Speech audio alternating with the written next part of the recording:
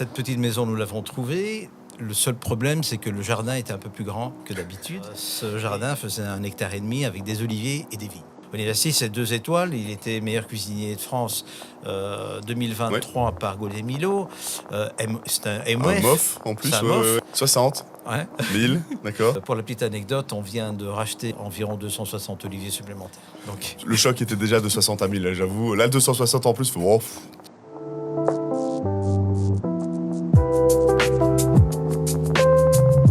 Bonjour à tous, bienvenue sur Urban Test. Je m'appelle Karim Mariette et aujourd'hui je reçois un producteur qui passe son temps entre l'Italie et Liège, entre la production d'huile d'olive et également de vin. Fabio Mara va nous raconter son parcours et son histoire. Bonjour Fabio. bonjour. Bonjour, bienvenue. Merci de Donc- m'avoir reçu. Donc du coup, si j'ai bien compris, t'es pas souvent en Belgique pour le moment. On a mis un peu le temps pour trouver une date. C'est ça, tout à fait. Donc, je viens ici justement voir un peu quelques chefs, Ok, comme chaque année, et aussi dans le courant de l'année, bien entendu. Mais je suis essentiellement en Italie. super. Donc je l'ai pas dit, mais effectivement, tes produits se retrouvent déjà sur des tables entre guillemets étoilées, enfin sur des tables étoilées clairement, mais également jusqu'au Japon pour le moment. Tout à fait. On vient d'avoir le restaurant qui s'appelle Trois Visages, Ouais. qui a pris pour la première fois donc notre huile d'olive. Ok. Et bien entendu, il l'utilise et il m'envoie de temps en temps des photos de ses réalisations avec notre huile d'olive. Extra. Bon là, on est déjà sur le actuel, mais ce qu'on va faire, c'est qu'on va un peu reprendre ton parcours complet. Oui, bien entendu. J'ai bien compris que tu n'es pas spécialement dans l'huile d'olive depuis ta naissance, en tout cas. Tu avais un autre travail avant. Oui, tout à Donc en fait, comment tu as eu cette transition? Par quoi tu as commencé? Bah, au départ, donc, on immigrait en France d'abord, Oui. puisque je suis né en Italie, dans un petit village qui s'appelle Colli, sur Monte San Giovanni Campano. On est au sud de Rome, à environ Mhm. 80 km de Rome, au sud. Et mes parents, évidemment, dans les années 60, s'expatrient en France d'abord, en Corrèze. Et puis après, vers l'âge de 8-9 ans, on arrive à Soumagne, Ok. en Belgique. C'est Et bien là, parce que ben, entre la Corrèze et Soumagne, ça reste des petites régions. parce qu'en fait, il y avait de la famille du côté de ma maman. Oui. Et puis on est resté à Soumagne bon, bah, j'ai fait mes études Mhm. de technicien. Je suis spécialement technicien en télécommunications électroniques, donc D'accord. rien à voir avec l'huile d'olive. Pas encore, en tout cas. Bon, en tout cas, vraiment aucune pensée là-dessus. Et puis, bon, bah, le temps passe. Je gérais des magasins de bricolage en Mhm. Belgique pour une grande enseigne. Et puis, sachant Un Hubo, un Brico, quelque chose comme ça. Brico, Quoi. essentiellement, voilà. Voilà. Donc, deux exactement. Et puis après, un directeur de chez Brico me dit, bon, ben là, je quitte, j'ai un portefeuille en franchise. Toi qui lance pas mal de défis, bon, bah, à ce moment-là, je lui dis, ben, cherche-moi une enseigne. Et si cette enseigne me plaît, je pourrais peut-être me lancer dans celle-là. Et finalement est arrivée l'enseigne qui s'appelait Troc International. Ok. Et j'étais le premier magasin en Belgique à avoir signé la franchise Troc International, mais le 4e magasin à ouvrir en Belgique. Ok, d'accord. À Chénet, exactement. Ouais. Ils étaient déjà un peu installés, mais voilà. Voilà. Et puis, j'ai fait ça pendant pratiquement 20 ans. Quand même. Oui. Et j'avais décidé, avec mon épouse, de dire, bon, ben voilà, à 50 ans, on arrête de travailler. On pourrait peut-être se le permettre et trouver un petit endroit en Italie, près d'où je suis né, d'une petite maison avec un petit jardin. Mhm. Donc, on a cherché après une petite maison avec un petit jardin, éloigné de tout. Le retour à la Dolce Vita. Oui, en quelque sorte, en fait, mais loin, loin, bien entendu, de ce qui nous attendait, en tout cas. Et cette petite maison, nous l'avons trouvée. Le seul problème, c'est que le jardin était un peu plus grand que d'habitude, et que prévu, en tout cas. Et ce jardin faisait 1,5 hectare avec des oliviers et des vignes. D'accord. Oui, bon, bah. On est obligé. Il y a quelque chose à faire. Tout à fait. Donc, à ce moment-là, mon épouse me dit, ben, on pourrait, qu'est-ce qu'on va faire avec tout ça? Je dis, bon, on va peut-être faire un peu d'huile d'olive et du vin pour les amis, les copains, la famille. Et voilà, et c'est comme ça que c'est parti. En fait, pour le plaisir, quoi. Tout à fait pour le plaisir. tout à Et fait. à l'époque, tu avais déjà l'occasion de retourner régulièrement, j'imagine, en Italie. Donc, tu as gardé un affect, un lien. Oui, bien entendu. Mon grand-père, à l'époque, avait déjà aussi une vigne, quelques oliviers. Donc, on y allait à l'époque en vacances quand on était jeune, petit. Mhm. Donc, on y passait un mois et on faisait aussi le travail de la ferme pour pouvoir travailler et jouer avec nos cousins, puisque nos cousins étaient obligés de Ouais, s'occuper donc de d'être. la ferme. Et pour les aider et pour pouvoir jouer avec eux, eh bien, on les aidait. Comme ça, ils avaient quelques heures disponibles avec nous. Ah, c'est ça, hein, c'est ça. On gagnait un peu de temps tous C'est ça, ensemble tout pour à pouvoir fait. passer du temps avec les cousins. Oui. Et du coup, de cette double nationalité, parce que du coup, tu as grandi entre l'Italie, entre la Belgique, etc., j'imagine qu'on développe un esprit un peu plus ouvert, un peu plus autonome peut-être aussi par rapport à ce qu'on a maintenant. Oui, tout à fait. On est à l'aise quand on quitte un pays et puis quelque part on atterrit sur un autre. Bon, mon épouse est canadienne, Ah donc, oui, donc ouais, donc on est aussi au Canada, donc nos petits-enfants sont au Canada aussi. extra. Donc là, on y va. Les oliviers poussent moins bien, je pense. Oui, mais là, je dois dire que là, parce que tout le monde me dit, tiens, et au Canada, tu fais faire quoi du sirop d'érable? Non, Bah oui, rien du voilà, pas tout, le choix. simplement, rien du tout. M'occuper simplement des petits-enfants et passer un peu Extra. du temps là-bas. Donc, vous avez déjà des enfants qui sont installés toujours au Canada? Les enfants de mon épouse, Oui. donc avec deux petits bouts qui ont la petite à 5 ans Ok. et le plus petit garçon à 3 ans et demi, mais qui viennent en Italie chaque année et faire les vendanges. Ah, ça fait des beaux voyages à chaque fois pour toute Ah, la famille. Pour eux, c'est le rêve. Même pour toi, je pense que c'est super Ah sympa bah de oui, pouvoir tout à voyager fait, comme d'avoir ça. la famille aussi. C'est la Bah, bonne excuse. tout à fait. Et puis nos enfants viennent chaque année Mhm. aussi récolter aux olives et vendanger. Alors, Donc, des Canadiens qui récoltent aux olives, je pense que c'est assez rare. C'est Je très ne connais rare. pas beaucoup extra. Je sais aussi que tu as eu l'occasion de donner des formations, en tout cas Oui, ici sur la en région, fait, ici sur Liège, en tout cas. c'est ça. Donc, en fait, j'ai donné des formations à pas mal de viticulteurs Mhm. et vignerons en Belgique, via l'IFA-PME Oui. aussi. On m'appelle également encore pour consulter certains vignerons, surtout en biodynamie, parce que c'est mon domaine. Oui. Donc, toutes nos cultures sont en biodynamie. Donc, on est un cran un peu plus haut que le biologique. Mhm. Tu peux justement un petit peu mieux expliquer ce qu'est la biodynamie réellement? Parce que moi, j'ai lu des choses. Hein. J'ai lu respect du cycle lunaire, zéro chimie, etc. Donc, j'aimerais bien justement avoir une En explication fait, peut-être plus claire. pour faire de la biodynamie, donc il faut déjà partir du principe que le terrain est déjà en bio, certifié. Alors la biodynamie, ce sont que des préparats naturels. Donc on part on adopte certains numéros à certains produits qu'on étale sur le terrain. Et en fait, c'est pour simplement régénérer un peu le sol Ouais. en biodiversité au sol, un micro-organisme. Ce n'est ni de l'engrais, hein, ni un produit qui va booster le sol. Hein. Mhm. Il va simplement le régénérer, un peu comme à l'époque. Donc, on va y utiliser des préparats qu'on appelle ça. On appelle ça des préparats biodynamiques, donc du numéro 500, 508. Donc, Ok. le 500, c'est quoi? Ce n'est que de la bouse de vache, en fait, qui Ouais, est ouais. fermentée dans une corne de vache pendant 6 mois, et puis elle est mélangée avec de l'eau, en gros, hein, et puis simplement étalée sur le sol. Oui, donc c'est un retour à l'engrais naturel comme on faisait en fait avant l'agro-industrie il y a C'est 50 ça. ans. Donc, C'est ça, un peu avant la guerre. Quoi, c'est hein, ça, on parce que- revient à quelque chose de plus, tout simplement C'est plus ça. naturel. Puis alors, on a le 501 qui est en fait une poudre de silice de Mhm. quartz qui est pulvérisée sur la feuille pour augmenter donc la lumière et augmenter la photosynthèse. Tout simplement. Donc, il n'y a rien de chimique là-dedans. Et en plus, on utilise, nous, à la place du cuivre ou du soufre, Mhm. on utilise donc de la prêle pour pulvériser sur les vignes. J'ai pas le mot là, la prêle, La c'est... prêle, donc, c'est une plante Ok, contre toutes les maladies cryptogamiques. D'accord. Donc, ça fait l'effet donc du cuivre ou de la bouillie bordelaise. Donc, d'accord, ok, ouais. donc chez nous, il y en a production partout, naturelle. c'est gratuit, ce sont des macérations et c'est naturel. Donc voilà, nous on est de plus en plus donc vers cette agriculture-là. En tout cas. Parfait, je pense que c'est un retour naturel, Tout un à fait. retour aux sources Zéro naturelles qui sont chimie, plus importantes. Et en plus, il y en a partout, c'est bon c'est marché. gratuit.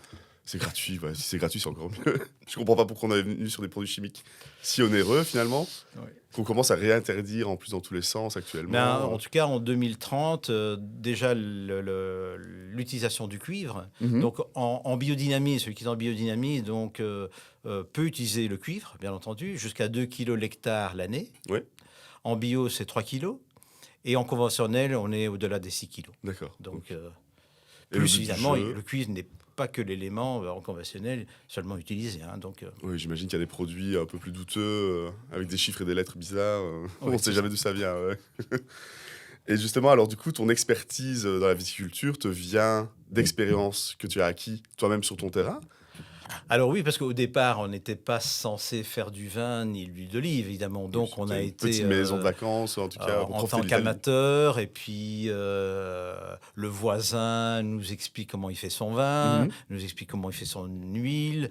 Et puis, on voit qu'il y a quelque chose qui ne fonctionne pas bien, parce que, bon, ce sont que des amateurs, évidemment, mais Ok, et ils se plaisent dans ce milieu-là et dans cette qualité de vin-là.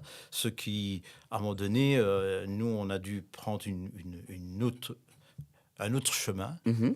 pour avoir un vin de qualité. Ouais, Et à ce moment-là, eh bien, j'ai commencé à prendre des cours d'accord. En Italie En directement. Italie. Et c'est là que la période Covid est arrivée. Et ça m'a permis d'être plus longtemps en Belgique. Mhm. Et c'est là qu'on m'a proposé de donner des cours donc à des futurs viticulteurs Ok, belges. donc tu avais commencé en tant qu'amateur, une formation en Italie, puis qui a été interrompue finalement, ou tu as quand même pu la terminer à ce moment-là. Ah non, qui était déjà terminé Oui, depuis parfait. longtemps. Hein. Donc oui, Covid arrive, hein, bon, comme tout Covid le monde. arrive, donc bloqué un peu en Belgique aussi. Ouais. Et puis, quelque part, eh bien, j'ai pris aussi des cours à l'IFAPME. Mhm. Et puis, on m'a dit, tiens, ce serait bien si vous savez éventuellement nous aider à donner des cours. Donc, j'ai donné des cours de formation pratique et théorique sur les bases de la viticulture, Ok, extra. sur les nouveaux cépages interspécifiques. Donc, ce sont des cépages, justement, comme on parlait donc, de ces maladies cryptogamiques, qui sont plus résistants. Mhm. Donc, ici en Belgique, la moitié des vignes en Belgique sont utilisées par des pieds de vigne résistantes, plus résistantes donc moins de pulvérisation, puisqu'il faut dire qu'en 2030, donc, tous ces produits de cuivre vont devoir diminuer de moitié. Ok, Donc, oui, on va oui. voir si on va y arriver, de toute façon. Donc, et puis, alors, après, évidemment, bon, ben, j'ai augmenté la surface en Italie. Donc, du coup, j'avais plus beaucoup le temps de m'occuper Ouais, des de formations, l'IFAPME. de faire des allers-retours en avion. Et puis, bon, ben, quand je reviens ici en Belgique, je donne quelques cours Ouais. sur base bon, ben, d'un cahier. Un atelier peut-être, ou quelque chose comme ça. C'est ça, ou sur place carrément. Parce Ouais. qu'il faut vous dire qu'en Belgique, il y a beaucoup de coopérateurs. Donc, de coopératives Mhm. viticoles. Et certains coopérateurs me font la demande de venir former des coopérateurs qui ont investi Ouais. dans cette vigne sur la taille, sur la formation, Ouais, du pied de directement sur vigne, place pour. directement sur place, comme ça. Bon, bah, c'est un hobby pour eux. Et puis, Oui, puis ils vont ils ont partir un pour faire. formateur sur place. Ils vont partir pour faire des bouteilles pour les copains et Tout finalement. à fait, oui, parce que c'est... Vous êtes vendre jusqu'au Japon. Mais enfin, le vin belge est en bonne voie, en tout Oui, cas. oui, je suis tout à fait d'accord. Actuellement, je travaille pas mal avec les vins de chez Leuk Urban Winery. Donc, Mhm. ici en Je Haute-Saunière. connais. Donc, ils ont acheté aussi des terres maintenant ici en Belgique. À la base, ils achètent du vin et ils vinifient ici.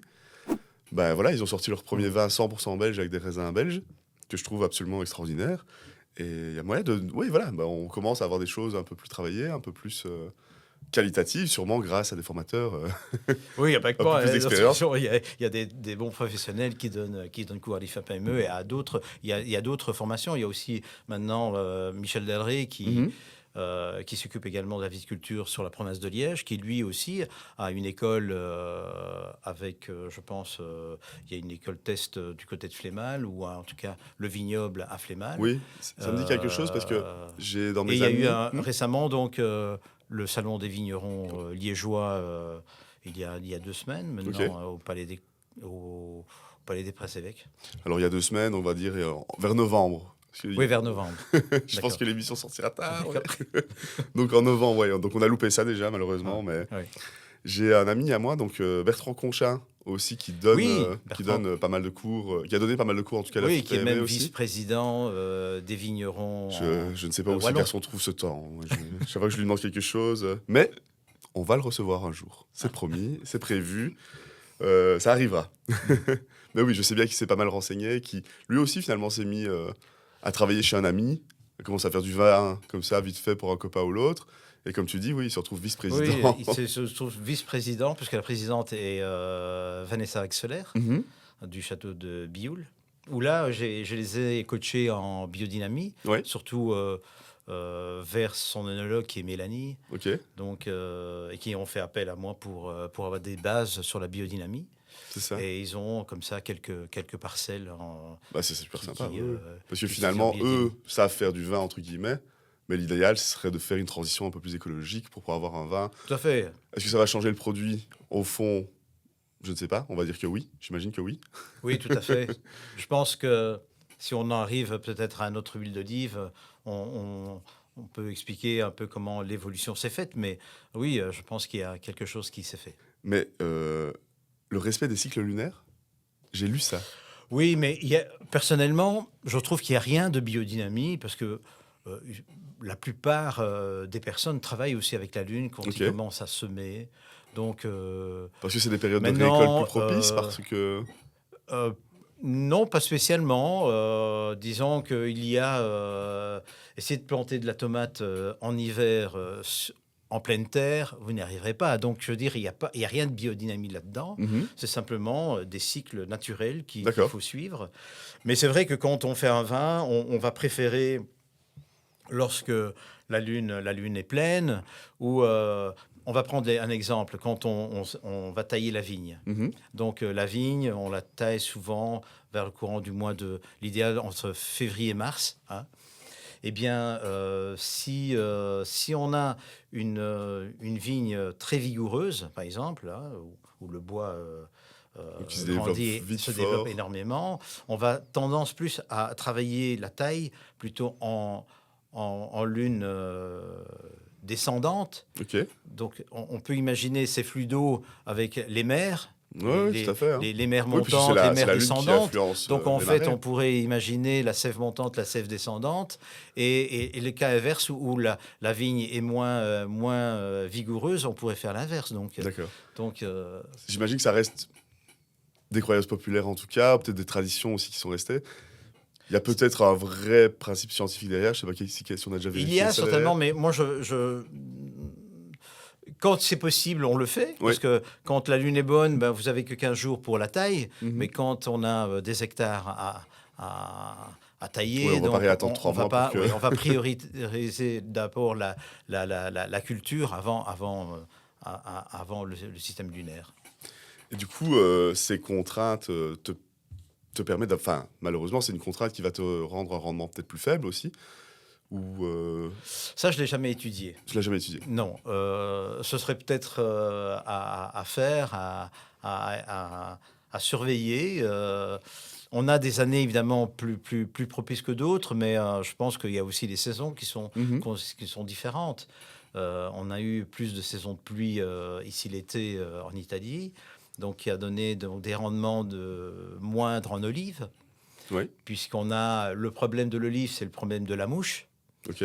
Donc, elle s'accentue au moment où il y a des pluies et des fortes chaleurs. Oui, l'humidité, chaleur, évidemment, c'est un Donc, combo. c'est un peu la même mouche que la cerise. Mhm. Hein, donc, elle pénètre dans l'olive, elle fait une larve, et puis à un moment donné, l'olive tombe. Donc, Ouais, ouais, ouais. et puis, lors de la récolte, on va essayer d'éviter de récolter donc, des olives Oui, remplies de contaminé en larves, tout cas. puisqu'elle va donner un goût mauvais à l'huile, et puis elle ne va pas se garder. Mhm. En Ça, plus, c'est vrai. bah, justement, je pense qu'on peut passer. Alors, je vais essayer, mais moi, mon accent italien. Donc, j'ai noté Monte San Giovanni Campano. C'est ça. Campano, Ça, c'est ça? Oui, c'est le village où je suis, C'est le village où tu es et où oui, tu as racheté cette petite maison, alors avec 1,5 hectare de jardin à la base. à la base, donc, qui avait donc des olives et des oliviers. Mais il y a eu un grand tournant en 2018 Mhm. où, au départ, eh bien, on se satisfaisait de ce qu'on avait. Oui, Donc Puis, c'était une production pour les copains, les amis, la famille normalement. c'est ça, tout à fait. Donc, privé, on va dire. Voilà. Et puis, je reçois un mail d'Alain Passard. Monsieur Passard, mais Alain quand même. Passard, je ne connaissais pas qui c'était ce monsieur. Il Chef étoilé, spécialisé dans les légumes, je pense. C'est hein. ça, donc Ouais. c'est un chef triplement Triple étoilé. étoilé. Ah bah voilà. À ce moment, il était meilleur chef cuisinier du monde par ses pairs. Ouais. Donc, je suis reçu un 12 décembre 2018, Mhm. donc à l'Arpège à Paris. En fait, au départ, j'avais un ami avocat au nom de Xavier, qui me dit, écoute, parce qu'il tenait une revue spécialisée en gastronomie, puis il fréquente souvent des chefs Des chefs de ce étoilés et milieu-là, des ouais. restaurants gastronomiques, dont je lui demande, tiens, Xavier, si tu as l'occasion d'aller à Paris, est-ce que tu peux pas apporter un échantillon chez Alain Passard à l'Arpège, parce que Oui, de par son mail, quoi. Donc, juste de par une son réponse à mail, son oui. mail. Ouais, ouais, Et ouais. puis il me dit, écoute, qui d'autre que toi peut parler de l'huile d'olive? Moi, je peux l'apporter, je peux apporter l'échantillon, mais Tu en à part parleras ça, mieux, oui, bien tu en sûr. parleras beaucoup mieux. Donc finalement, je prends rendez-vous, c'était un mercredi. Ok. Et donc, je ne pensais pas vraiment voir le chef non plus. Donc, je dépose Mhm. les produits à sa secrétaire. Je parle un peu de biodynamie, de quelques variétés de nos olives. À ce moment-là, on faisait 200 litres d'huile. Donc, Oui, hein, donc ça fait donc 400 bouteilles comme ceci, quoi. c'est ça. Et puis, alors, je vois arriver le chef Ouais. qui demande à toute sa brigade, qui était en train de travailler autour de moi, d'arrêter de travailler et de m'écouter. Alors là, il y avait une pression qui montait. Je me demandais ce qui se passait. Oui, mais à l'auditoire, en Et- plus et- que des professionnels de la cuisine, ah C'est oui, il y a ça. une petite Donc, pression qui s'installe. j'expliquais un petit peu comment on récoltait entièrement à la main nos olives, Mhm. comment on les pressait, Oui. qu'est-ce qu'on pouvait en obtenir. Mais je pense que ça peut être intéressant de faire une petite pause et d'expliquer ça aussi, du coup, Mhm. pour les gens qui vont nous regarder ici. Oui. Le processus. Alors, le processus, donc, d'abord, l'olive doit être à sa véraison. Donc, en Mhm. fait, l'olive, elle est verte au départ Oui. et puis elle noircit. Parce que tout le monde me pose des fois des questions. Oui. Mais est-ce que l'olive, elle est verte ou il y a d'autres variétés qui deviennent noires? Oui, Donc, donc en fait, c'est la même variété c'est la même qu'on laisse variété qui mûrir plus devient de longtemps. vert. C'est ça. Et on la laisse mûrir plus longtemps. Plus elle est verte, moins d'acidité elle a. Mhm. Et c'est ces notions de valeur qu'il faut aller chercher. Donc, moins d'acidité, moins de pérocide, donc qui est un indice d'oxydation, Mhm.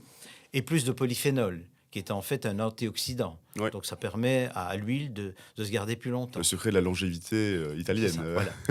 Et du coup, donc, le maximum de polyphénol dans une olive est à sa raison. Donc, à un moment donné, quand elle est verte et qu'elle commence à changer de couleur, Mhm. vers le violet, Ouais, donc c'est l'idéal. d'accord. Bon, évidemment, tout n'arrive pas À maturité pile au même moment. donc, parce qu'il y a des variétés qui sont plus précoces et des variétés qui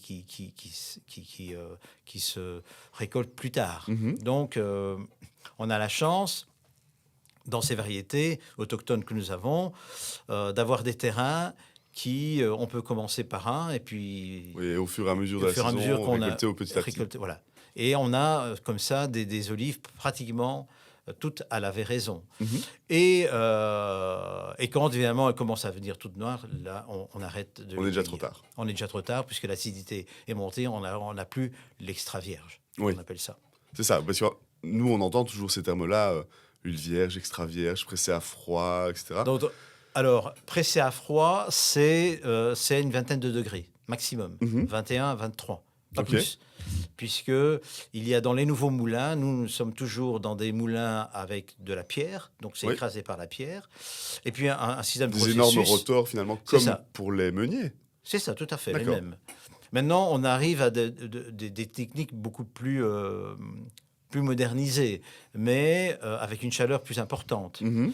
Donc, maintenant, en tant que villageois, ils préfèrent donc avoir plus de rendement, peu importe un peu la qualité. Oui, bien sûr. C'est pour ça qu'on Nous, peut avoir c'est des tout à huiles fait- très bon marché, entre guillemets, au c'est ça. magasin.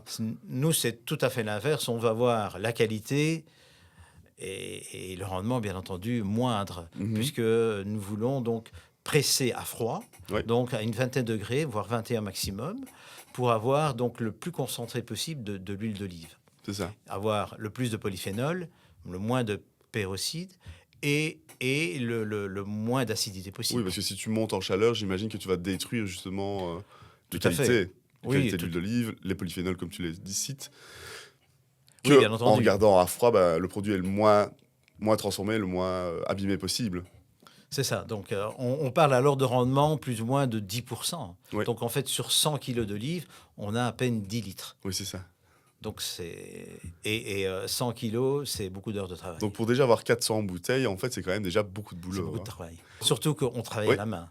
Donc, c'est récolter à la main avec des Récolter à petits râteaux et une petite machine électrique, mais qui ne doit pas abîmer du tout l'olive, parce Mhm. qu'il faut partir du principe qu'une olive peut vite s'oxyder, Ouais. un peu comme si vous prenez une pomme granny. Oui, c'est ça. Si... 2 minutes après, de toute façon, elle noircit déjà. C'est ça. Donc, c'est pour ça que, à peine récoltées les olives, nous conduisons directement les olives au moulin Mhm. et elles sont directement... Donc, Directement broyé, directement écrasé. c'est ça. Et alors, la différence entre vierge, extra vierge, Alors, c'est l'acidité. c'est l'acidité. Donc c'est le moment Donc, où on va extra récolter. vierge, on ne peut pas dépasser les 0,8% de grammes d'acidité. D'accord. Ou sinon, elle est déclassée vers vierge ou huile d'olive, Huile d'olive tout simplement. tout simplement. Et donc du coup, ça c'est au moment de la verdaison. Alors, c'est là, à la raison, qu'on écrase les Oui. olives. Donc, pour avoir le maximum de polyphénol, moins de peroxyde et moins d'acidité, D'accord. voire pas du tout. Donc quand elle est extra vierge, c'est vraiment une qualité supérieure Ah, tout à fait. voilà, à l'huile vierge pardon, ou huile d'olive simplement. Tout à fait. Ouais. Parfait, ok. Ouais. Je comprends un peu mieux. J'imagine que les gens vont comprendre un peu mieux. Maintenant, cette huile est évidemment un peu plus herbacée, moins fruitée, Ouais.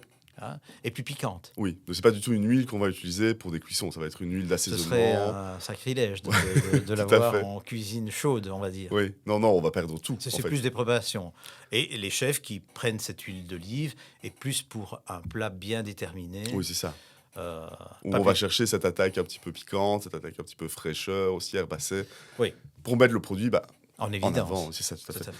On retourne chez Passard. Donc, Oui. ce petit Donc, speech. Donc, Alain Passard écoute donc mon discours. On en parle ensemble pendant au moins 3/4 d'heure. Mhm.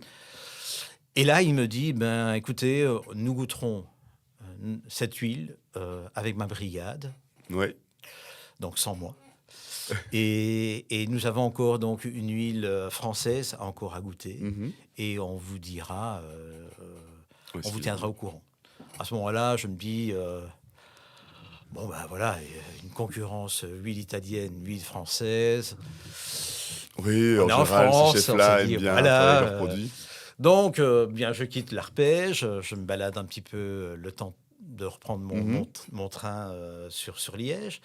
Je me balade sur Paris. Et puis, arrivé donc dans le train, arrivé à Bruxelles midi, dans ces alentours-là, la secrétaire m'envoie un mail, un petit message en me disant « Nous avons goûté votre huile d'olive. Le chef l'a retenue. Ok. Et nous vous tiendrons au courant pour la suite. » Donc, voilà, mon huile est sélectionnée. Bon, évidemment, Une petite en fierté, larmes, parce que... en larmes dans le train, puisque je me dis, petit producteur, grand chef, je me dis, oui, qu'est-ce qui se là, il y a passe quelque chose. Et en Donc, plus, je reviens sur une production, à la base, pour le familiale. plaisir, quoi. Tout à fait, tout à fait. Donc là, bon, on s'est dit, qu'est-ce qu'on va faire J'étais même, avec la petite production qu'on faisait, mais qu'est-ce qu'on va pouvoir lui fournir aussi Oui, c'est ça. Donc, et c'est là que Exigence finalement... de qualité, il faut que ce soit le même produit tout le temps. Il faut pouvoir être livré constamment, parce que son restaurant est ouvert toute l'année, évidemment. C'est ça, donc... Mais bon, là, après, bon, c'est le relais, c'est Timothée donc, que j'ai en contact, voir un petit peu quelle serait la possibilité des quantités, possibilité de mettre... Parce qu'à l'époque, Alain Passard avait aussi le panier d'Alain. Mhm. Donc, en fait, c'était plus, à la limite, une petite bouteille à fournir avec les paniers. Oui, ok. En plus, donc... J'imagine des produits du terroir, etc. Un petit En fait, panier Alain cadeau, Passard en fait à Dessert, au nord Ok, de la France, et cultive lui-même, avec ses jardiniers, Ah ouais. ses légumes. Voilà. Donc, le panier d'Alain Passard, en fait, c'était le surplus, certainement. Mhm. Ah oui, sympa, extra. Donc, c'est au moment des tomates, des salades, certainement, qu'il proposait donc notre huile. C'est ça. Bon, parfait. Mais J'imagine ça que s'est pour une pas salade, arrêté, ouais. évidemment, ça réélève tout de suite une salade, Ouais. évidemment, une huile d'olive pareille. Mais ça s'est pas arrêté à Alain Passard, bien C'est entendu, ça. Moi, l'aventure. Alors, le pire du pire, c'est que j'ai pas trouvé Alain Passard dans mes recherches. Mhm. J'ai trouvé un petit Hall of Fame. Bon, forcément, on va le citer en premier, mais tu es chez Thomas Troupin, C'est ça, oui. donc ici au Thomas à Liège, Mhm. pour l'huile d'olive, mais également pour le vin, je pense. Non, pas pour le vin. Pas encore. Pas Ok. encore. Thomas, Thomas, bon, bah, Thomas. on va faire un petit coucou, on va faire un petit signe. J'ai noté Olivier Nasty en France, meilleur Oui. olivier de France, 2 étoiles. Et alors, on a aussi, bah, comme tu l'as cité tout à l'heure, le 3 visages, donc Ryohei Kuninaga, C'est ça, au Japon, à Tokyo. oui. Mais avant tout, après Alain Passard, en fait, j'ai une petite cousine qui, justement, comme je distribuais mon huile à de la famille, Mhm. même ici en Belgique, la maman de Christophe Poli Ouais. se trouve à manger avec cette petite cousine qui goûte l'huile Mhm. et qui dit il faut absolument que Christophe ait cette huile dans son restaurant. Parfait. Donc là, c'était notre deuxième étoilé. Je prends rendez-vous avec Christophe Poli qui me reçoit, qui apparemment avait l'air d'être convaincu avant qu'il ne goûte l'huile. On l'avait déjà bien vendu. Certainement. Et puis, sans hésiter, il me dit quand peux-tu livrer? Donc en fait, on passe C'était- d'un produit familial à un produit qui se retrouve quasi que aux meilleures tables pour le moment. C'est ça, oui. Donc là, avec mon épouse, on dit il va falloir trouver une solution, soit trouver d'autres oliviers pour pouvoir fournir. Oui, 1,5 hectare, tu peux pas planter. Non, non, parce qu'on avait la vigne dedans. En plus. Donc, puisqu'entre-temps, on replante, donc on n'avait que du cépage blanc, donc on replante un Chesannaise. Donc Oui, c'est voilà. un cépage autochtone de la région. Chesannaise. Un cépage que je ne connais pas, que je n'ai Oui, jamais donc goûté en fait, encore. c'est le cousin un peu du pinot noir, D'accord, on ok. va dire. Un cépage typique de l'Italie, j'imagine. Ah, Un c'est vieux un cépage. autochtone du sud de Rome, Rare et dans la oublié. dans la province de Frosinone, en Ciociaria. Donc c'est un peu la région. Ça va. C'est donc la province du sud de Rome. Parce que c'est une province que je ne C'est ça. connaissais pas. Quoi. C'est pas C'est les... ça. Parce qu'on connaît beaucoup les Pouilles, on connaît la Lombardie. Oui. Je veux dire, c'est les grandes régions qu'on connaît. En Mais tout cas, on les Pouilles connaît pour le très vin. peu les vins d'ulation. Ouais, je connais les Montepulciano, évidemment. Oui, oui. Ici, Mais voilà. on est plus dans le... Oui. Donc, il y a beaucoup plus de variétés autochtones dans la région. Mhm. On a le Legionnaire, on a la Passerina, on a aussi la Giulia, qui est un D'accord. raisin rouge. On a plein de cépages autochtones et je pense que c'est un peu en vogue aussi d'avoir aussi Oui, des on essaie de vins, retrouver des cépages un peu c'est ça. oubliés, des trucs. Oui. Je pense qu'on a déjà goûté un petit peu tout ce qui se faisait. Le merlot, je pense qu'on est tous. Moi, j'en ai ras-le-bol. Le Mais en merlot, fait, j'en peux plus. oui, c'est un cépage qui ne se vend plus. Hein. Oui, bah voilà, ça ne m'étonne pas. Parce qu'entre-temps, donc, ce que j'ai introduit aussi en Belgique, des formations que je donnais, donc, je représentais un petit peu le Vivae Cooperative Rochedo, Mhm. qui est en fait la pépinière viticole la plus grande au monde, D'accord. qui fait 100 millions de porte-greffes, enfin, de pieds de vigne au monde. Et cette société, cette coopérative, produisait déjà 10 cépages résistants. D'accord. Et en fait, ils sont justement à la province de Liège, par le biais de Michel Delray, on a, je crois maintenant une quinzaine en test. Oui. Et alors, ça, c'est des croisements de vignes, j'imagine. C'est ça, des pouvoir- croisements et avec des gènes plus Oui, c'est résistantes que d'autres. Donc, il y a des sauvignons, on est dans les pinots, pinot blanc, pinot noir, Mhm. merlot Oui. aussi, un cousin du régent, qui est le Julius, des sauvignons, je l'ai dit, et alors étant donné qu'on est dans le nord de l'Italie, là, donc ils ont mis au point des cépages aussi comme le Tokai, donc D'accord. Fruiliani, donc on est dans les Frulli, Venezio, enfin par là. Mhm. Et maintenant, il y a donc des élaborations des nouveaux chardonnays. Donc il y a trois génotypes différents, donc qui sont aussi plantés chez un viticulteur je crois que c'est vin de Liège aussi, et Trois Rois, Oui. de chez Samuel Deleuze, je crois, Mhm. et qui sont en test là, et qui sont aussi peut-être à la province, et dont un est réservé également pour Meut et Chandon. Ah oui, Donc carrément. ça, c'est... Voilà. Bon. Et Ça, en c'est fait, j'imagine que la ces petite croisements parenthèse. aussi permettent aussi d'avoir des choses plus résistantes au froid, parce que malheureusement, on ne peut pas garder des pieds de vigne aussi résistants Oui, au en froid, Italie attention, qu'en Belgique. au froid, mais c'est pour le pied de vigne. On n'est pas au gelé. Oui, oui, oui. Donc, parce qu'on pourrait croire qu'un pied de vigne est résistant au froid. Oui, Mhm. je pense qu'il y a certains cépages qui sont même résistants jusqu'au moins 25 degrés, Ah oui, puisqu'ils sont plantés également au Canada. d'accord. Ah oui, oui, oui, ok. Mais pas au gelée tardive. Par exemple, quand il y a donc des bourgeons. Oui, si les bourgeons sont déjà sortis, que ça oui, gèle, non, c'est évidemment, fini. ça c'est... Ah, ouais. Oui, ça c'est comme pour tout Non, en là, ils ne Belgique. sont pas résistants à cette gelée-là, quoi. Mhm. Et en plus, ça permet aussi de résister mieux peut-être aux bactéries, aux maladies, j'imagine. J'imagine que c'est ce qu'on recherche un petit peu. C'est ce qu'on cherche, surtout, surtout le mildiou, en Oui. général. Hein. C'est ça, le Surtout milieu, c'est le petit mildiou. champignon. C'est le champignon, justement, quand, pour parler très simplement, chaud, pluie, Oui, voilà, c'est chaleur, pluie, donc le champignon, oui, Voilà. qui se développe D'office. sur la feuille et qui, bien entendu, détruit la grappe en formation Mhm. et puis a des conséquences dans le futur Oui. de la plante. Hein. Donc, pour récupérer donc, sainement la plante, il faudra attendre plusieurs années. D'accord, oui. Bon. En plus, ça peut faire ça peut faire une perte de récolte, parce que j'imagine le Énormément. champignon, ça se propage rapidement. Énormément. Oui. Ouais. Donc attends, parce que Oui, on parle de tellement de choses on parlait différentes. donc des chefs. Bah, en fait, Mais c'est tellement intéressant. Donc... tous ces chefs, en fait, je n'ai démarché aucun. Oui, mais C'est ça. Donc, quand, par exemple, Olivier Nasty est arrivé en Belgique, parce que c'est un chasseur, Olivier Nasty. Mhm.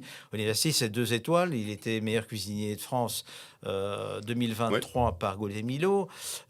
C'est un Un MOF. MOF, en plus. C'est un Ouais, MOF. ouais, ouais. Donc, Olivier Nasty, en fait, s'est retrouvé dans les Ardennes belges il y a 3 ans maintenant. Oui.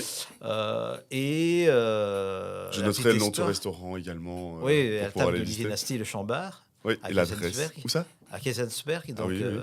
Et en fait, Région il est germanophone, venu plutôt. chasser donc, en Belgique. Mhm.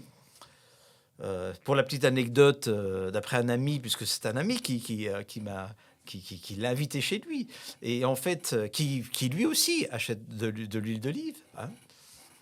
Et en fait, donc Olivier Nasty a vu des champignons sur le temps de sa chasse, Mhm. voulait les cuisiner, a demandé éventuellement à cet ami de les cuisiner chez lui. Et l'histoire est partie comme ça. Oui. Donc, il lui a demandé de l'huile d'olive, Forcément. Ouais, forcément, ouais, pour les cuire. Et évidemment, il est tombé sur ma bouteille. ouais. Il lui a demandé, Henri, où as-tu trouvé ce produit? Il est reparti avec 2 bouteilles chez lui. Et puis, en remontant d'Italie vers la Belgique, Mhm. je suis passé directement au Chambard, lui proposer notre nouveau cru, en fait, Ouais, ouais. celui qui venait d'être pressé fraîchement. Puis il l'a adopté, en fait. Donc, Donc comme quoi la famille, les amis, c'est les meilleurs commerciaux du monde. Hein. tout à fait. Faut Donc, pas chercher plus loin. Hein. je me suis retrouvé donc l'année dernière, en plus. Donc Olivier m'appelle pour me dire il faut absolument que je te voie Mhm. au Chambard quand tu remontes en Belgique. Donc je lui ai proposé donc 3 variétés de notre huile, puisque nous avons plusieurs terrains depuis. Oui. Donc on est Oui, donc tu es passé de 1 hectare et demi. On oh, en est je où sais maintenant plus. à peu près? En tout cas, on était jusqu'à la semaine dernière à plus ou moins 1000 oliviers. D'accord, ok. Donc on est parti de 60 au départ. 60, Ouais. 1000, d'accord. Déjà la 1000. conversion. Et là, pour la petite anecdote, on vient de racheter environ 260 oliviers supplémentaires. D'accord.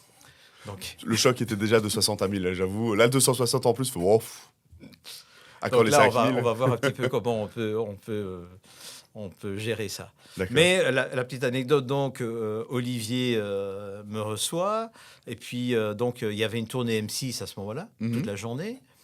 Il me demande éventuellement, ça te dérange, si la dégustation se fait devant les camarades M6.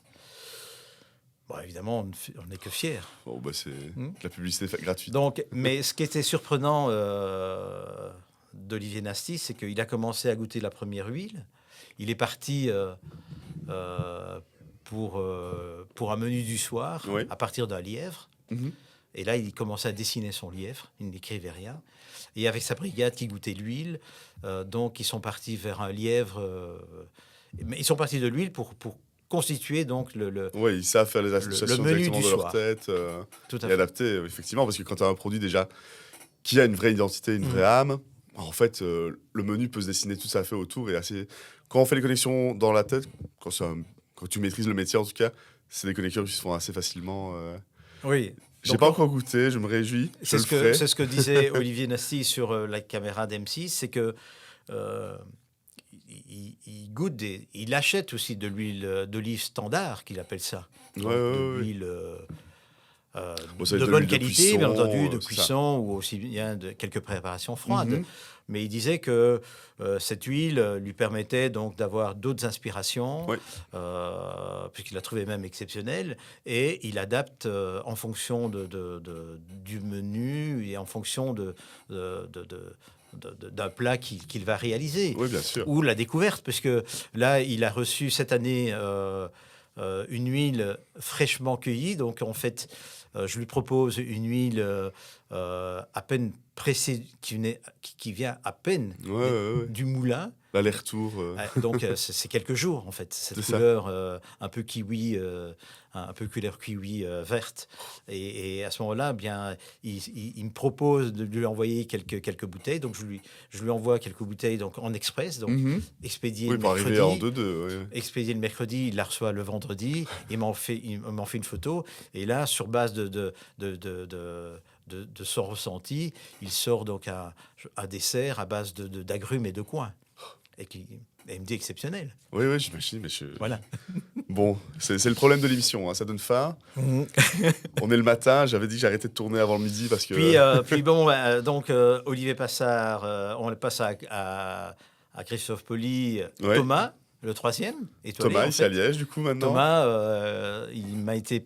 En fait, c'est lors d'un des... Encore un ami qui est consulaire honoraire Mhm. d'Italie, qui va manger donc chez Thomas et qui lui dit à Thomas, tu devrais goûter l'huile d'olive de Fabio, toi qui cherche des petits producteurs. Ouais, tout à fait. Hein. Et c'est comme ça que je suis atterré chez Thomas, et reçu par Thomas, et voilà. Attends, parce que si vous voulez en savoir plus sur Thomas, bah, c'est mon premier épisode, donc n'hésitez pas à aller le revoir pour ceux qui ne l'ont pas encore vu. Mais en off, tu m'as dit que tu avais quand même des anecdotes assez amusantes avec Thomas, justement. Ah ben... Thomas, en fait, c'est un petit peu retardataire, en fait. Thomas, il a besoin d'huile d'olive. Des fois, je lui propose parce qu'il faut chaque fois lui rappeler. Donc, et chaque fois, il me dit, bah oui, chaque fois, je lui envoie un message. Je dis, tiens, Thomas.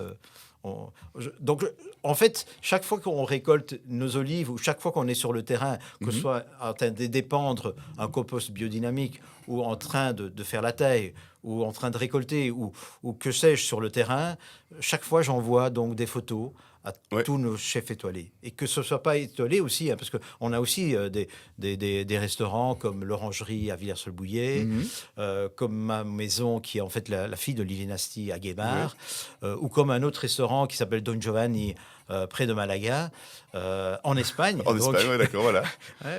donc on a aussi des restaurants comme ça gastronomiques qui ne sont pas non nécessairement étoilés, mais qui travaillent super bien. Mais qui sont des bons produits. qui Et, veulent et alors mettre j'envoie beaucoup en chaque avant. fois, donc et puis des fois je reçois des messages de Thomas, c'est bien.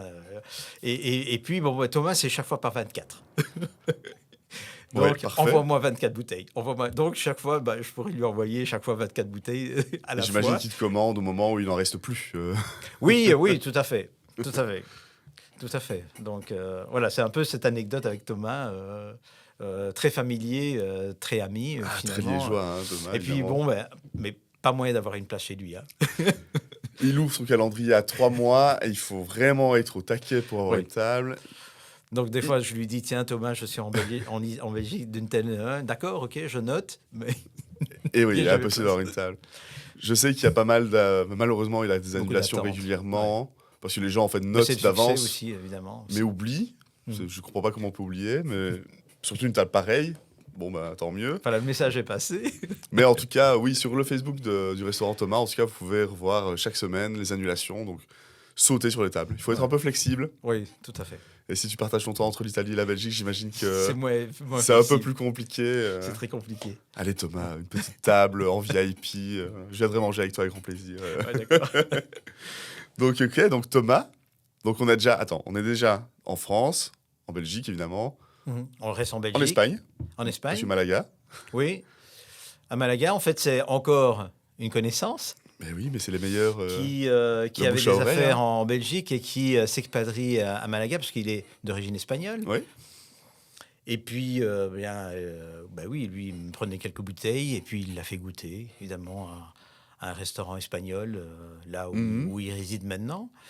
Et depuis l'année dernière, il vient encore de me commander donc des bouteilles qu'on a expédiées la semaine dernière, avant que j'en revienne, donc en Belgique. Et alors, mais comment est-ce que. Parce que là, les connaissances, je les comprends, je les entends bien. T'as des connaissances qui vivent au Japon ou comment est-ce qu'on peut Bien arriver entendu. jusqu'aussi loin? Alors, j'ai une connaissance, Ok. il s'appelle Julien, je ne veux pas dire son nom, évidemment. Julien qui est marié à une japonaise. Ah oui, ben voilà, Tout à fait. si, c'est une connaissance. Donc, encore, en c'était- fait, par ses études. Ouais. Donc, et maintenant, Julien travaille à Tokyo. Mhm.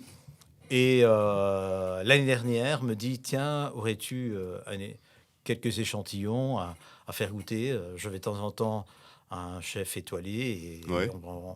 et alors, il est c'est donc Ryohei Kunaniga. Konaga, oui. Donc, qui tient donc le restaurant Trois Visages à Tokyo.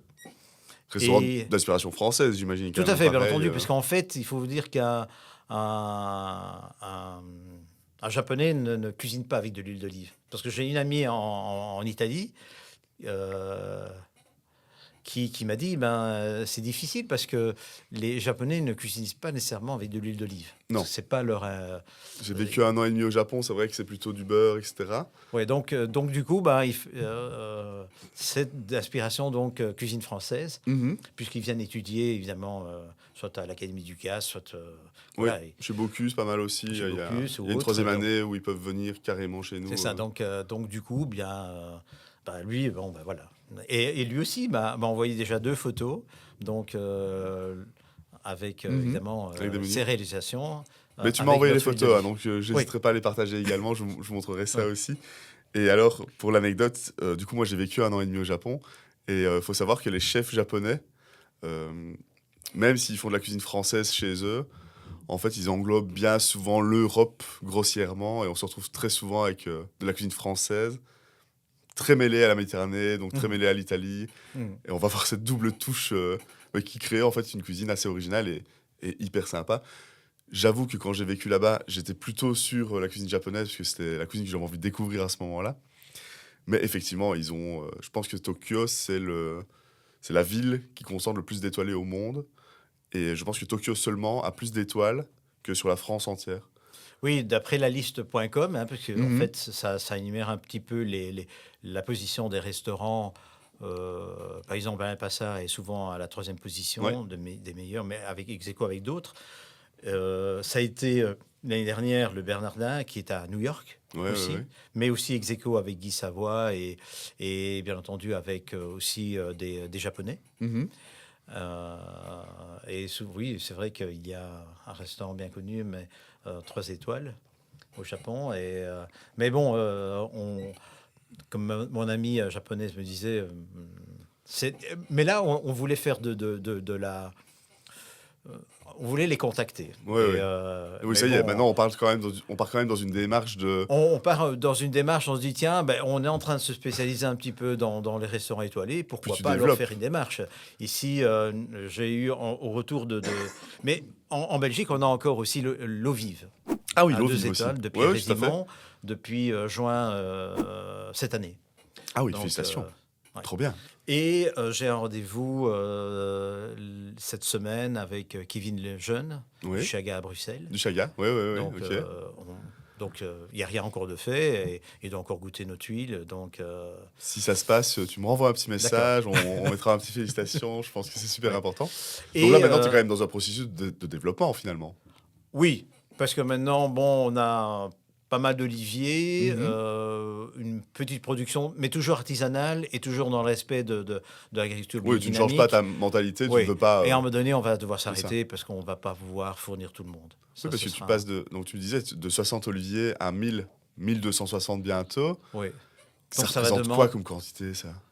Alors, en fait, ça dépend des années. Il ne faut pas s'attendre à énormément puisque nos rendements sont bas Oui, tu as dit et on veut les 10%. garder tels quels. Mhm. Donc, un olivier va donner peut-être entre 1 litre, voire 2 litres maximum, hein. Waouh. Ah oui, d'accord, oui, c'est vraiment si peu. Donc, c'est pas énorme. Oui, non, on se rend pas compte, parce que c'est un arbre, Parce c'est un que bel on arbre. veut garder ce rendement bas Mhm. pour avoir cette qualité haute. Oui, oui, oui. Donc, Et oui, dans le respect c'est ça. de la biodynamie aussi. Donc, sur une saison, tu vas faire 1260 litres. Allez, par là. C'est le minimum. C'est le minimum. Donc, ça va, C'est on le a déjà sur minimum. une table comme ça. Et par exemple, justement, à la Passard, c'est combien de bouteilles à l'année? Mais que ce soit Alain Passard, que ce soit Ou Christophe Thomas, bien Colli, sûr, ou d'autres. je ne sais pas si je peux le dire, mais c'est pas beaucoup. En fait, ils travaillent comme ils ont leur beurre, ils ont leur comme Olivier Nasty Mhm. a son huile d'olive standard. Oui, c'est ça. Donc ils me prennent quelques bouteilles. Ça peut aller de 80, 100, 150 bouteilles, Oui, oui, oui. mais c'est limité Mais je veux dire, parce sur ta que quantité de production, ça fait déjà un joli chiffre. Si tu parles oui, de centaines de disons bouteilles, que c'est... pour l'instant, je pense qu'on passe les 50%, Oui. parce que la famille et les amis Ils achètent toujours, disent ils sont oui, toujours mais là. oui, parce que me dit oui, mais nous aussi, nous on veut ton produit, hein, Elle parce a pas qu'on ça, a c'est sympa, commencé mais avec toi évidemment, hein, donc ils veulent aussi. puis il faut récompenser tes commerciaux. Parce qu'ils travaillent bien, j'ai C'est l'impression. ça, oui, oui, parce que finalement, c'est ça, c'est nos ambassadeurs en C'est fait. vrai, mais oui, mais Hein. c'est les meilleurs finalement. Ben oui, tout à La fait. famille, les amis. Ouais. Si on a un produit qui tient la route, et j'ai Bien l'impression entendu, que... l'huile, et c'est là qu'on revient un peu à la biodynamie, que tu expliquais tout à l'heure. En fait, on a remarqué, puisque nous sommes obligés chaque année de passer par une analyse de personnes certifiées, Mhm. accréditées en Italie pour donner, donner l'abréviation d'une huile EVO. Donc, Evo. et, qui veut dire extra vierge Ah oui, olive. ok. Donc, on ne peut pas dire, tiens, sur son étiquette qu'on vend de l'huile extra vierge. Il y a une vérification derrière, c'est une appellation. Avec un numéro de lot, bien entendu. Mhm. Donc, c'est assez réglementé. Ça, c'est contrôlé. Hein, donc, c'est assez contrôlé. Donc, et c'est ça, quand je disais, bon, ben, il faut quand même qu'il y a un processus et puis une traçabilité, évidemment, Ouais. du produit. Pour un produit italien... Donc, oui. en revenant donc à ces analyses, on a remarqué avec la biodynamie que les polyphénols sont passés, par exemple, de 200 à plus de 900. Oui, parce que tu as renourri le sol, tu lui as donné... C'est ça, donc c'est on ça. le voit d'année en année, quoi. Donc, là, en Donc fait, la l'huile d'olive dernière s'améliore. analyse était encore prometteuse. Ouais, Donc, ouais. et alors je fournis évidemment au chef l'analyse, parce qu'on n'a aucun secret. Oui, pour un suivi de L'analyse, qualité, tout à pour fait. prouver que... Et bien entendu, sur nos bouteilles, on est certifié bio, mais je ne l'indique pas. Oui, je vais la mettre Parce un peu que- plus en avant. On ne l'indique pas, mais je fournis donc le certificat de traçabilité de nos terrains bio, bien entendu, avec un numéro certifié, puisqu'on est quand même contrôlé chaque année. Oui, donc oui, je vois le numéro de l'eau, effectivement. L'huile extra vierge, première pression à froid. Oui, ce sont des réglementations aussi de l'étiquette. Hein. Un Facebook, un Instagram, que je Oui. mettrai dans la description en commentaire, évidemment, pour aller suivre le projet. Mais je vois de l'huile d'olive, et alors, on a dissimulé quelques produits aussi dans le décor. Pas que de l'huile d'olive, tu parlais de pieds de vigne, donc je vois... Oui, entendu. Donc, pour l'instant, on a un vin rouge et un vin blanc, Mhm. puisqu'à la base, il y avait des vignes uniquement de raisins blancs. Oui, Et puis, on s'est dit, bon, on va essayer de regarder un petit peu dans la région qu'est-ce qui se fait en rouge. Et puis, finalement, on avait opté pour le Cesanese, qui est un vin autochtone de la région, Mhm. de la Chocharia, et tout de suite en biodynamie, parce qu'en fait, à la base, c'était pour la famille, pour Ouais, les amis. à nouveau. Donc, on voulait boire des produits sains, avec très peu de sulfite, puisqu'on est dans la limite des vins naturels. Oui. Hein. Donc, donc, pour les vins naturels, c'est pas une appellation qui est reconnue. C'est à part vin biologique, Mhm. même biodynamique, mais c'est une norme interne donc dans les vins naturels où on ne doit pas dépasser entre les 30 et 35 mg de sulfite par litre. C'est À ça. savoir, pour un vin bio, on ne peut pas dépasser les 100 mg pour un rouge et 150 pour les blancs. On En est déjà bien conventionnel, en dessous, alors là, du oui, coup. Hein. en vin conventionnel, on est à 150 pour les rouges et 200 pour les blancs. Ouais. C'est vraiment ça qui donne mal à la tête ou c'est la quantité qu'on en boit? Ah, il y a peut-être, il y a les deux, mais le fait du sulfite, oui, mais il n'y a pas que le sulfite qui fait Oui. mal à la tête. Donc il y a tous D'accord. ces produits qui sont pulvérisés sur les vignes qui C'est peuvent ça. aussi avoir des conséquences. Donc buvez du vin naturel, du vin biome, allez, au Bien mieux. fait. Mais... Bien fait. Bah, c'est le plus important. Un bon produit, en tout cas, comme je le disais tantôt, un produit avec une chouette histoire, en tout cas. Ouais. À nouveau, j'ai pas encore goûté, je me réjouis, voilà. Je vois aussi de l'huile d'olive piquante. J'imagine que de toute façon, ça, tu pourrais. Oui, parce que, étant donné qu'on a un peu de terrain, on commence à faire aussi un petit peu d'agriculture. Hein. Mhm. Alors, on n'a pas que des olives, évidemment, on n'a pas que du raisin, on a aussi des pêches, on a des Ouais. figues, parce que de temps en temps, en forte saison, on fait aussi des confitures de figues. Ouais. Il arrive aussi de faire un peu de distillation. Et puis, on a aussi on a un petit potager pour nous. Mhm. Et puis, on y fait aussi des piments. Ok. Et alors, on agrémente également quelques huiles piquantes, Extra. hein, pour quelques pizzerias qu'on a en Italie aussi. Hein. Ouais, bien sûr. Et puis, on fait aussi la route des vins du village. Parce qu'il faut dire que, on va dire, un immigré italien, on va dire belge, parce que c'est là qu'on m'appelle, hein, Ouais, le ouais. belge, Oui, quand je suis en forcément. Italie. L'américaine pour mon épouse qui est Les canadienne. canadiennes, Hein, ouais. donc l'américaine. Et en fait, on est un peu étranger dans tous les pays Ouais, quand malheureusement. qu'on commence à quitter son pays natal. Donc, on me voyait d'un mauvais œil arriver en Italie, commencer à faire du vin, de l'huile.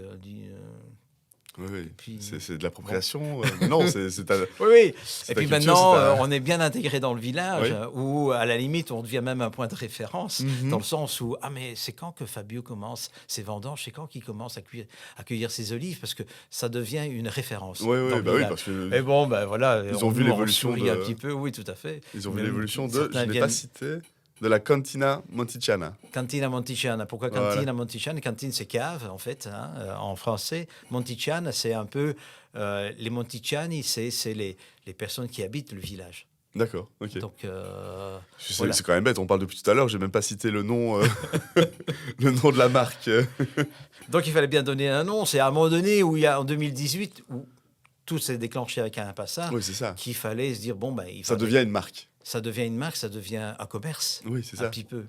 Puisqu'on n'aurait pas su le vendre vraiment à des commerces. Et donc, cette histoire de Dolce Vita, de revenir à une vie un peu plus calme, etc. Ah ben, tout le monde me dit, tiens, c'était pas toi qui avais dit, tous les amis, qu'à 50 ans, tu arrêtais de C'est travailler. ça. Mais c'est de travailler différemment, c'est avec passion. Oui, là, tu te fais plaisir, tu C'est t'amuses. ça. Plus de personnel, que des amis Ouais. qui viennent, qui veulent vivre une expérience, la famille, les Bien enfants sûr. qui viennent chaque année. Tu peux loger des gens pour les vendanges Bon, on commence en loger parce qu'on a un peu agrandi. Ouais, ouais. Et puis il y a des petits Airbnb pas loin. Ok, cool. Voilà. Ou ça reste des petits villages, donc j'imagine que ça reste très, très, très attractif niveau prix. Tout à fait, oui. Oui, tout à fait. Ouais. Donc les vendanges, c'est... Alors, les vendanges au départ. Parce que je parle de c'était- vendanges, mais on parle de vendanges aussi pour l'olive. Bon, on parle plutôt de cueillette. Cueillette, oui. Mais Ouais. c'est les mêmes périodes ou... Non, pas du tout, heureusement. Mais Oui, j'allais dire, il oui. y a maintenant parce que on a commencé cette aventure on va dire en 2012 exactement. Ouais. On vendangeait vers le 15 octobre Mhm. et la cueillette des olives, on disait ça après la Toussaint. D'accord, ok. Maintenant, on commence les vendanges. On a récolté le rouge le 29 Mhm. août, Ouais, donc un mois et demi ouais, ça fait tôt. plus tôt qu'il y a une dizaine d'années. Et les olives, on a commencé tard, puisqu'on On a même abandonné un terrain où on n'a pas su cueillir puisque les olives ont commencé noires. Ah oui, Et déjà. là, c'était déjà fini. Ouais. Donc, l'idéal aurait été de récolter les olives vers le 27 ans, par exemple. Ok. Mais une année n'est pas l'autre, donc il Oui, faut... tout à fait. Chaque on année s'adapte, change, les on saisons s'adapte. changent aussi. Donc, c'est difficile aussi de réunir tout le monde, la famille, les enfants, à C'est dire, ça. bon, bah là, quoi. Mais des fois, je leur réserve le terrain le plus difficile, malheureusement.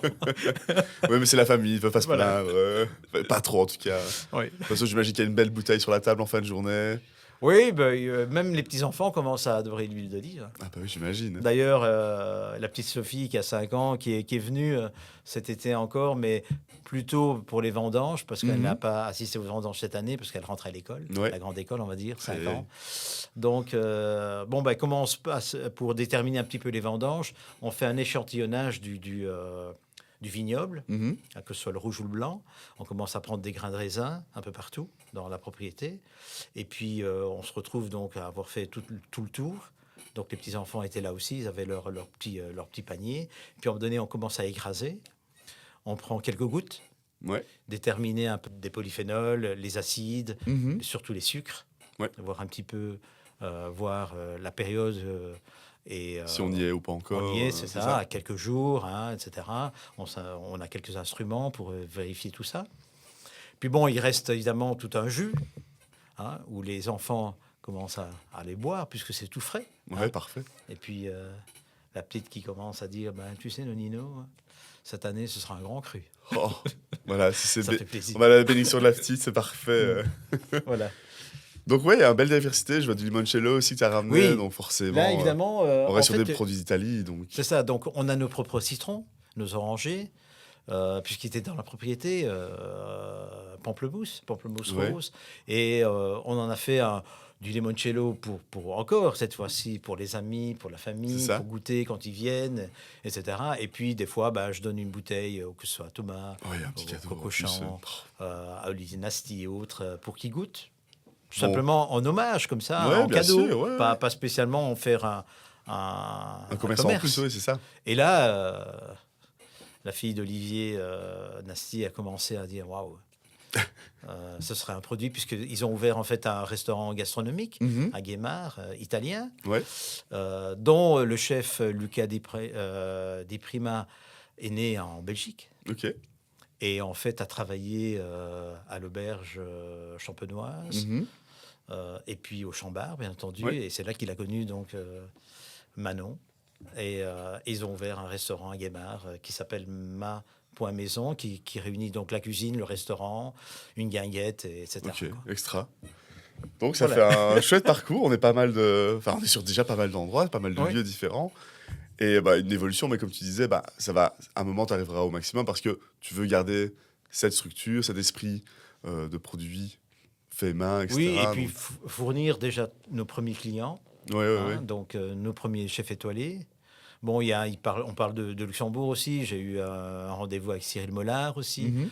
de Ma Langue Souris, et puis d'autres avec d'autres chefs, mais on attend le 10e avec impatience.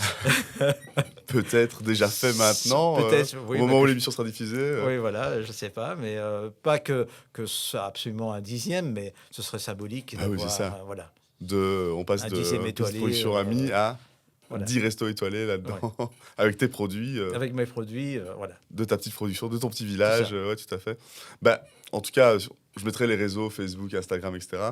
Si tu as besoin de petites mains, je pense que tu les trouveras assez facilement pour les vendanges ou les cueillettes. Ah ben, on sera certainement à la recherche pour l'année prochaine. J'en avais parlé avec mon épouse en disant, tiens, ce serait peut-être bien d'avoir une expérience, Mhm. parce que c'est... Bon, que ce soit les vendanges, mais bien que les vendanges ici en Belgique, maintenant, il y en a pas mal, mais la cueillette des olives est une expérience plus difficile, Ouais. vraiment, que les vendanges, un peu plus physique. Mhm. On pourrait peut-être éventuellement, en se voir peut-être pour une journée ou 3 maximum, Oui, c'est parce ça. que c'est, il faut vivre l'expérience, Venir un mais, petit week-end en Italie, de toute façon. mais pas que ce soit Un un labeur, travail, quoi. Ouais, Tout c'est à fait. ça. Donc, que ce soit un petit plaisir de venir Mhm. visiter un peu l'Italie, voir un peu comment on fait des bons produits sur place, Mhm. peut-être s'inspirer pour plus tard, hein, parce Ouais. que ça peut inspirer pas mal de gens, je pense. Oui, tout à fait. Il y en a qui ont demandé, qui ont déjà demandé à vivre l'expérience. Il y en a qui sont venus aussi cette année Oui, vivre l'expérience. Et pourquoi pas. ouais, c'est Ouais. ça. Bon, on mettra les réseaux comme ça. Si tu veux communiquer là-dessus, tu m'envoies un petit message, je mettrai ça sur mes réseaux D'accord. également. J'ai des petites questions de Mm. conclusion, évidemment, ce que je demande toujours à tout le Mm. monde. Toi, par exemple, ton huile d'olive, tu vas la consommer comment? C'est quoi la meilleure recette pour toi qui va mettre le plus en avant ton huile d'olive? Alors, très simple. Une tranche de pain bien fraîche, Ouais. un peu gratinée, avec un peu de tomate bien mûrie, Mhm. et un filet d'huile et un peu de sel. C'est Voilà, la simplicité. la simplicité. Parfait. T'as pas mal parlé de restaurants ici, forcément à Liège, en Belgique, etc. J'imagine que tout ça, c'est des endroits que tu recommandes.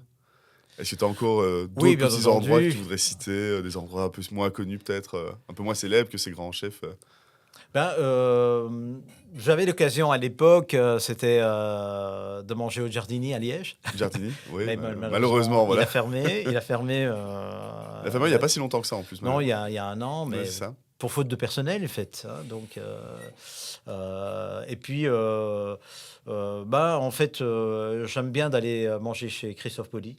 C'est, on va dire, un des gastronomiques alliés en Belgique que j'ai goûté. Je suis très difficile. Ok. Euh, Contrairement à tout le monde le sait, à mes amis, tout le monde me connaît. Et de temps en temps, on me dit oui, mais tu vas au restaurant chez l'un, chez l'autre, gastronomique, mais tu manges quoi là? Parce que il y a des produits que je n'aime pas du tout, donc Mhm.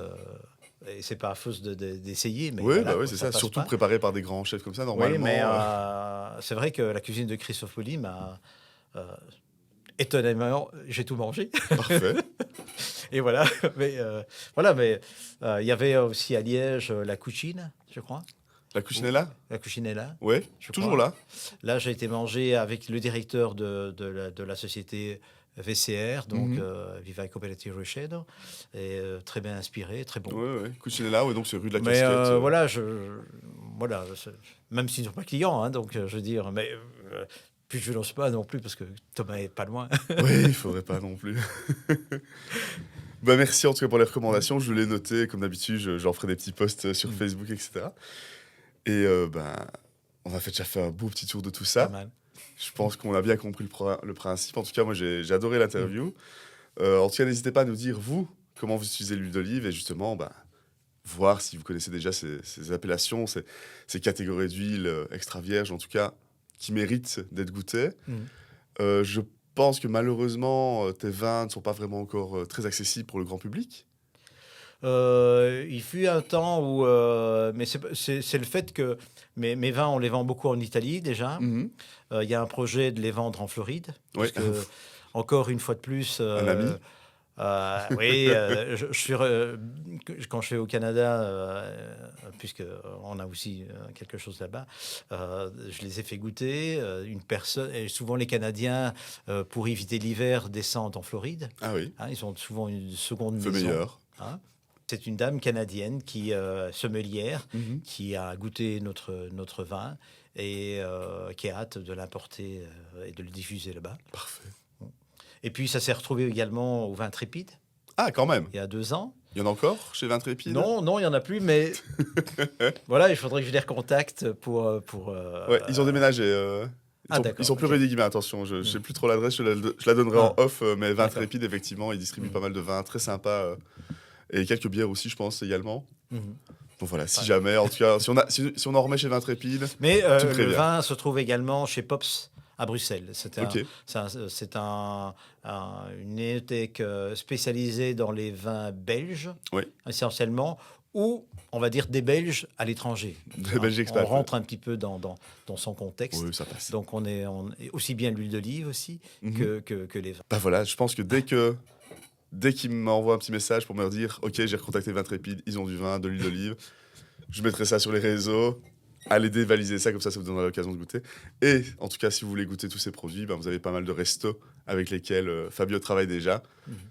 Faites-vous plaisir une bonne fois. Vous pourrez dire que vous avez découvert le resto grâce à Fabio et grâce à l'émission.